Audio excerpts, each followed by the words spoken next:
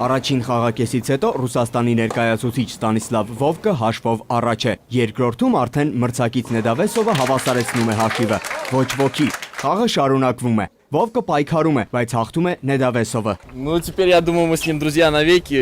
Ես կարծում եմ, որ Նեդավեսովի հետ մենք մշտապես ընկերներ կլինենք։ Այս խաղը մեզ շատ մտերմացրեց։ Պարզապես չհաջողվեց, նաև ֆիզիկապես։ Մեկ ոտքս էր ցավում, մեկ ձեռքս։ 3 ժամ պայքար, իհարկե արժանի մրցակից էր։ Չեմ կարող ասել, որ ավելի շատ ես էի ուզում հաղթել։ Հավասար մրցակիցների խաղ էր։ Միայն վերջում ես ինձ ավելի լավ դրսևորեցի։ Մրցաշարի հովանավոր ամերիկյան ընկերությունների խմբի ներկայացուցիչը գոհ է, հատկապես, որ Հայաստանում արդեն երկրորդ տարին միջազգային մրցաշար է կազմակերպվում։ Ամերիկյան ընկերությունների խումբը ֆինանսական ներդրում է ունեցել եւ օգնել է Թենիսի ֆեդերացիային այս ամենը կազմակերպել,